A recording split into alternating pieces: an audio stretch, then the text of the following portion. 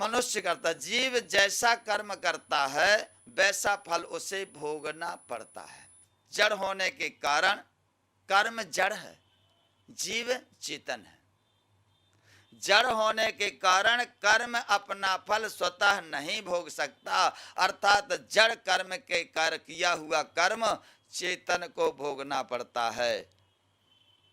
इसलिए जिस प्रकार 7वें अध्याय के 22वें श्लोक में भगवान ने कहा है, लभते च ततः कामान मयैव विहितान् हितान्, लभते च ततः कामान मयैव विहितान् हितान्, जैसा कर्म करोगे, जैसा तुम करोगे वैसा संयोग मिलेगा, वैसे तुम्हें फल मिलेगा। संयोग की रचना स्वभावतः स्वतः प्रकृति के द्वारा होती है।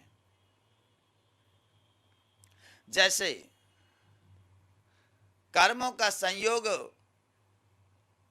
आपने प्रारब्ध में अच्छा कर्म किया है, प्रारब्ध के कारण आपको लाभ होने वाला है, तो भगवान और प्रकृति के द्वारा वैसी आपकी प्रवृत्ति बन जाती है। प्रकृति अर्थात आपका स्वभाव, आपकी वृत्ति के द्वारा ऐसी प्रकृति के द्वारा बन जाती है कि ताकि तुम उस कर्म की ओर मुड़ जाते हो और वैसा व्यापार करके हानि लाभ के फल को भोगते हो। तो अर्थात तो स्वतः कर्मों का संबंध स्वाभाविक, क्योंकि प्रकृति यानी स्वभाव, प्रकृति आपके अंदर भी है, प्रकृति आपके बाहर भी है। संपूर्ण जो दृष्टिगोचर हो रहा है यह सब प्रकृति है। दो अदृश्य रूप में भी काम कर रही है, वह भी प्रकृति है। मन बुद्धि चित्त अहंकार प्रकृति के अंग हैं, अंश हैं। प्रकृति काम कर रही है, स्वभाव यानी प्रकृति। भगवान कहते हैं मैं प्रकृति को बस में करके अवतरित होता हूं। मनुष्य प्रकृति के बस में होकर अवतरित होता है, भगवान प्रकृति को बस में करके अवतरित होते हैं।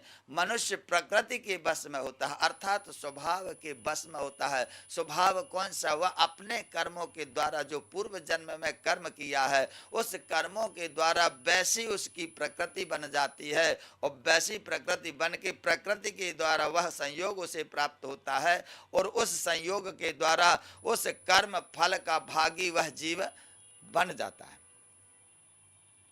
जैसे कि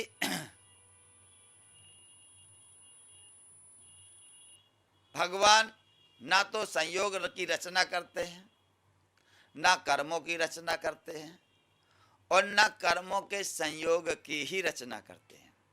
कर्म कर्तत्वाभिमान और कर्म फल, इन सब की रचना